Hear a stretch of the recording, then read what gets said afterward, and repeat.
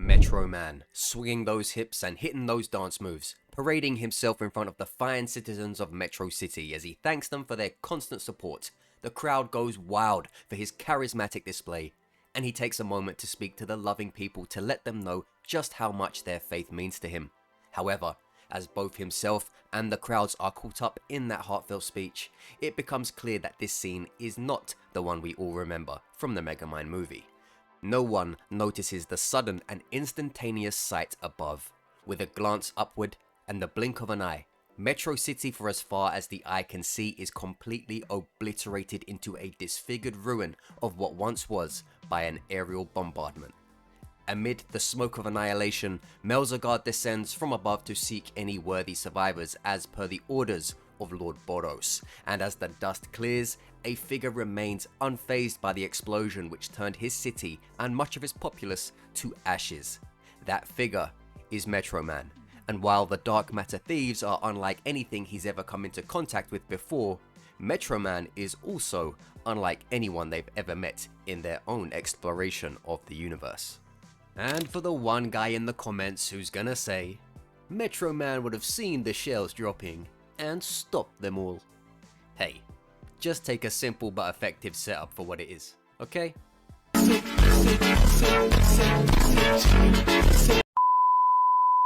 So, as Melzargard descends in preparation to skewer the caped man who has just witnessed Metro City's immediate vicinity reduced to rubble, let's first find out the scope of this singing and dancing Superman who is no longer in any mood to sing and dance.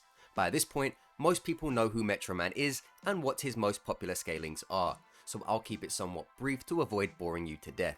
As a Superman-esque character, Metro Man's main summary of powers are superhuman physical characteristics, heat vision, the ability to fly, and apparent invulnerability to anything beneath his level. The most reasonable and popular scalings tend to have him around large island to multi-continental levels of attack and durability. This comes from his ability to survive an attack from Megamind's death ray, which was stated by Megamind himself to have the full concentrated power of the sun. Now, of course, that beam did not hit him, yet the director of the movie stated he would probably survive the attack when asked about it if it would have, which indicates that even if he survived, it would most definitely injure him. How does it prove it would injure him, you ask? Well, the director said probably and not definitely, which is pretty telling when it comes to if he'd survive a direct hit. To say Metro Man would probably survive, with survive also being a pretty big word to use since the consequence of death is at stake in this question and not just whether it hurt him. This is more than enough to understand there's a limit to what he can handle. The large island side of the label comes from those who don't think the performance of the laser matches Megamind's claim, considering it was allowed to hit the environment freely without said scale of destruction, and also has no prior evidence of a higher DC from that specific device to prove varying scale when concentrated. And the multi-continental label comes from those who truly believe the beam's concentrated property allows it to reach this AP without the DC via the statement. Personally, I do think multi-continental makes more sense for a character like Metro Man, going by some of the other stuff in the series, so I lean more toward the multi-continental side since I think it suits more when other factors of the verse are taken into account. So I'm going to work off that for this video. The main thing is we've gauged he's not invincible above that range, mainly due to the director's comments and for the fact that we know his species aren't able to survive their own planet's destruction since they're extinct from that event. And as for speed, well, thanks to Megamind having one of the most outrageous super speed scenes in movie history, there is a wide range of what people are willing to tell you, and they're all convinced that their interpretation is the right one. So I'm going to ignore speed for now, but I'll address it once we really need it. Melzargard is strong in his own right though. This is one of the Dark Matter Thieves' most terrifying and powerful members, armed with obscene amounts of regeneration, physicality, and the ability to shift his limbs into all kinds of harmful shapes. Within his body are 5 marbles which he can move around freely, and until these marbles are destroyed, he will be able to regenerate endlessly. However, the more of them that are destroyed, the weaker he becomes until he ceases to be once the final marble is crushed. As a dragon level threat, it's easy to identify an alien like Melzargard as a being who can move between the relativistic and faster than light ranges due to being able to contest multiple S-class heroes at once. Thrown in with his ability to pose some measure of threat to them with his attacks, a reliable place to scale him using the overall knowledge of the verse could be somewhere between mountain and island ranges. I doubt it'd get toward the latter, but since there's differentiating sections of dragon level threats, I'd place him within that section of them, since other dragon levels would find themselves in higher ranges of overall capability. This also lines up with the idea that Melzargard's main strength is his endurance due to his regenerative properties, making his specialty more catered to outlasting his opponents rather than having abnormal attack strength for dragon level territory. However, this is not to take away from the fact that he is still powerful in his physical nature, as single strikes were proven to kill a monster in one shot who would be at least city level and put base bang down temporarily. All this, however, will likely leave no impact upon Metro Man. Yes, for it seems when dealing with things beneath his scale, Metro Man should more or less be invulnerable. Anything Melzargard will try to attack him with should not penetrate, cut, or even stun him. At best, Melzargard may be able to move him around if he lands his attacks, but it will be of no real consequence to Metro Man, and that's even if he could touch Metro Man in the first place. This would be a mismatch, however it may go on for longer than one would initially think if Metro Man does not figure out Melzargard's marble shifting. A lot of people usually just assume this is a no-brainer, but no opponent really has any reason to know this is even a thing unless they manage to lay eyes on a small marble during the fight. Eventually though, I'd wager Metro Man would figure it out after splattering Melzargard for the 50th time, and once he does, it'd be a matter of blowing Melzargard apart with punches and dispatching each marble one by one. As Melzargard is taking his last breaths while disintegrating, Metro Man will ask him who his leader is and why they've done this, and Melzargard will look up in his last moments, and with his dying breath, he'll say, "Fuck you." From there, a determined and serious Metro Man would ascend to the ship for his next test. Enter Groribas. Supposedly the best warrior of Boros' army, his questionable appearance should not deceive you. He is the master of many techniques such as Double Bite, Purgatory Thorn Choke, Sky Ripper, and Screw Tail Thrust. On top of this, he has deadly acid which can melt anything according to the gifted mind of Groribas himself. This is a dragon level being not to take lightly, since, much like Melzargard, he is capable of FDL combat movements, and going under the suggestion that he's even more powerful in battle, then he should be able to match Melzargard's power at the very least or surpass it. Are you scared for Metro Man yet? As Groribas stares down at him while commending him for having gotten this far against waves of weaker aliens during Metro Man's journey through the ship. Well, you shouldn't be. While Groribas is stronger than most casual fans realize, he's not so much more powerful than Melzargard to cause Metro Man any issue. In fact, this will be a quicker fight for Metro Man, even though Groribas may be stronger than Melzargard, and it's because of regeneration.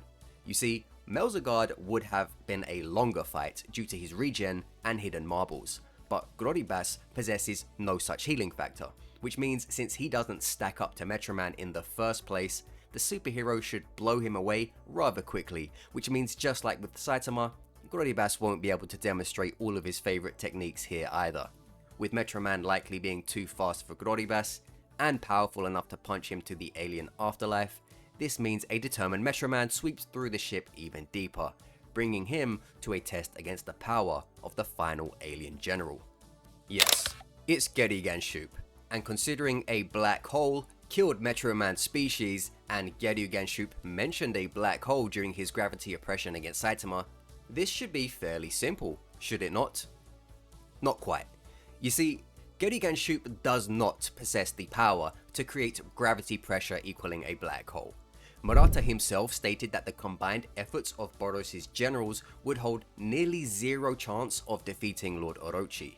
This essentially proves that Geryuganshoop cannot create such powerful gravity, because if he could replicate a black hole's pressure, then Lord Orochi would have no chance against him, and not the other way around.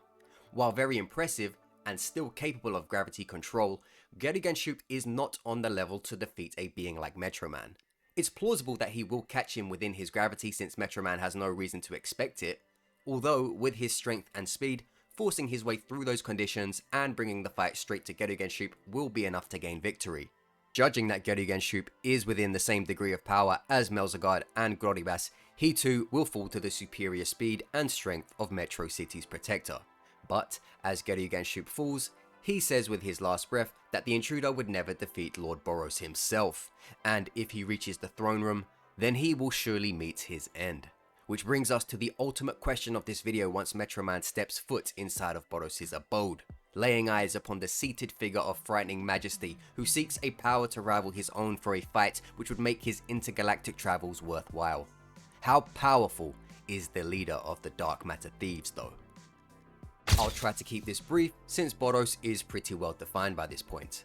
His physical strength is essentially said by the creator himself to be relative to that of Melzargard, who has small planetary to planetary attack potency via defeating Sage Centipede using his own strength and martial arts in one mighty chop. After this, Melzargard evolves to be stronger and stronger as he fights Saitama, only further upscaling his physical strikes which remain relative to Boros according to the creator. Meanwhile, Boros' collapsing star roaring cannon at a destructive level can not only destroy an entire planet, but even a star when concerning official material greenlit by one Anmarata. And no, it wasn't a translation error.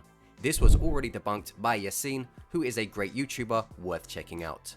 Speed-wise, for being a physical rival to Melzargard, FTL Plus is a very safe zone to have him in, but others may even argue MTFL. I myself don't know if I'd go so far, but if anyone wants to convince me, feel free. Again, I'm keeping this super brief, but I go through it more on a previous video which I'll show on screen and put in the description should you want to go and observe my extended thoughts there. Overall, Lord Boros is most reliably scaled around planetary to star level with FTL plus combat speed, and the capacity to rock your world with physical strikes within the small planetary range for AP. This might be a tier higher, this might be a tier lower, but it works for today. Additionally, Boros is able to emit explosive beam attacks, and can infuse his strikes with such intense energy that it instantly vaporizes the alien metal of his spaceship, which is said to be much stronger than even steel. Finally, there's Boros' regeneration. As shown, he can regenerate rapidly from any fatal attack, to the point where even from some scraps of flesh, he returns to full form immediately. This is compromised if he uses all of his energy from Collapsing Star Roaring Cannon, however. A common misconception due to mistranslation is that using Meteoric Burst drains his life energy, but this is wrong. Meteoric Burst taxes his body heavily like anaerobic exercise, but does not lower his vitality. So, with all that said, and Metroman seeking to bring justice to the dominator of the universe who just leveled Metro City, would Metroman avenge the people of his Earth, or would Lord Boros add another planet to his list of the conquered? Outcome of this fight, however, greatly depends on what you view Metroman's combat speed at. Remember I said I'd bring those up for when they mattered? Now, when it comes to Metroman, everyone's got their own idea of how fast he is, and why everyone else is wrong. For me, I'm gonna tell you straight, I have no idea. From the way it's depicted in the movie, it feels as if you could legitimately argue almost anything when you come at it with an agenda that best suits the final result you're looking to get. When it comes to many other series, you can file it down to a pretty accurate standard as far as the labels go, but Metroman's super speed falls into a weird spot. So instead of choosing one or explaining them all, I'll just say how it goes for all of the speed scalings I've seen to tickle everyone's pickle. Massively hypersonic or anything lower is first. Not gonna waste time. If you think this is it, then Boros absolutely slams Metroman without even taking his armor off. Relativistic Metroman is up next, and this one doesn't fare much better. Again, you can look this up online to find the reasoning, but we're more interested in just assessing the possibilities. This still doesn't work out well for Metroman, who will be tremendously outpaced and beaten senseless by an armored Boros unless he lets his armor get knocked off willingly. It's a little simplistic right now, but I'll get into the aspects of the fight once it actually starts to matter, since at these speeds, it's no issue for Boros. Okay, for this one, I'm going with FTL/FTL+. I'm putting these two together to save time, but what I want you to view it as is essentially imagining this to be the same speed as Unsealed Boros. Mixing FTL and FTL+ together, we are basically saying, okay, what if these guys are the same speed in combat? At this point, they're going to get stuck in and start going blow for blow. The first thing to note is that Boros will be the better fighter. For all the things people have grounds to hype Metroman's strengths in, martial arts is not one of them. We can tell by Boros' techniques and experience that he would be a concretely superior warrior to Metroman, This is easily observed by his attacks within the fight against Saitama and through his countless battles which led him to becoming a warrior feared throughout space. Suggesting that Metroman will be an equal or greater fighter to him in terms of skill would quite frankly be asinine.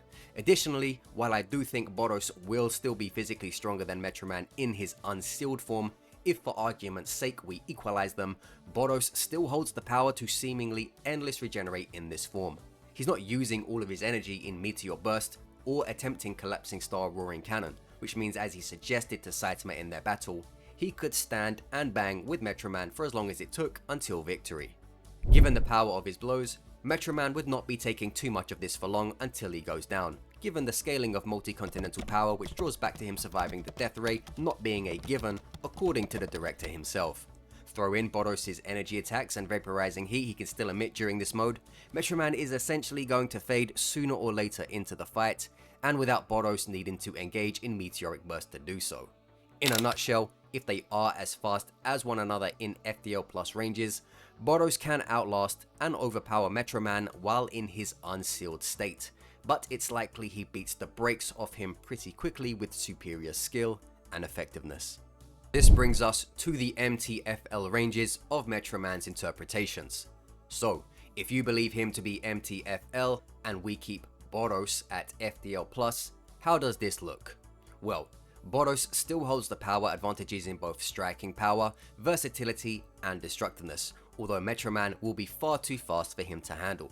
The most accurate way to represent this fight will be to follow logic reminiscent of Boros' fight against Saitama, who was an opponent we saw him being unable to put down through brute force.